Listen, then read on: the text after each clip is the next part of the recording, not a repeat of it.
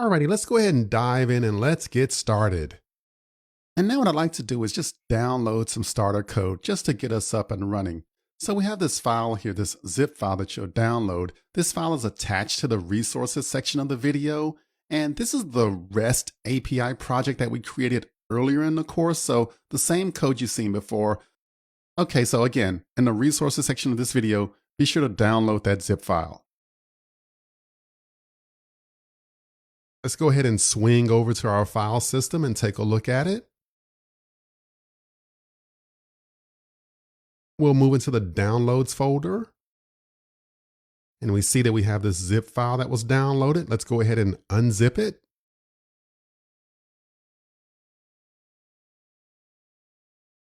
And now what I'll do is I'll open up a new Finder window,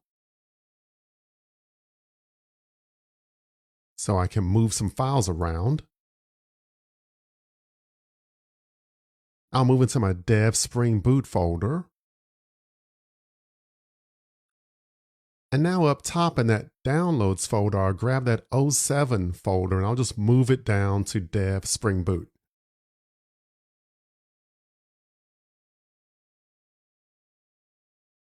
Alrighty, so this looks pretty good so far. And now what I want to do is refresh our database just so we have a standard baseline to kind of work from. I'll go ahead and run MySQL Workbench. And just log in real quick.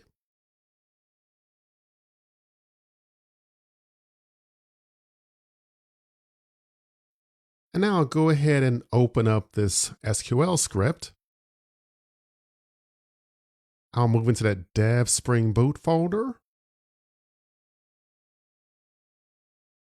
I'll move into the 07. I'll move into 00.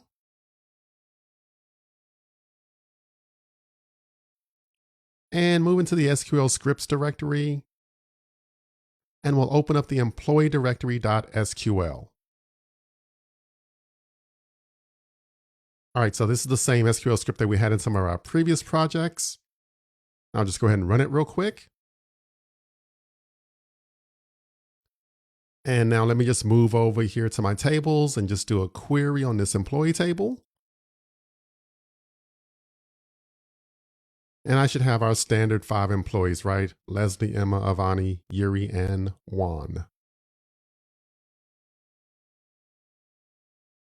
All right, we can go ahead and close MySQL Workbench. Now let's go ahead and open up this project in the IDE. So I'll move into the 07 directory.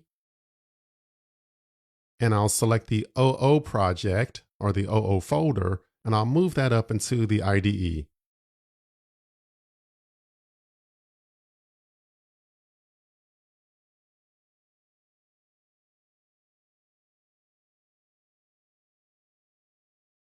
All right, so we have this project open in our IDE. Let's move down to source main Java. And this is basically the same code that we had in our previous REST API projects. So we have our DAOs, our entities, and our REST and our service. This is all the same code that we had before. Now let me just go ahead and run this application just to make sure that this REST project still works.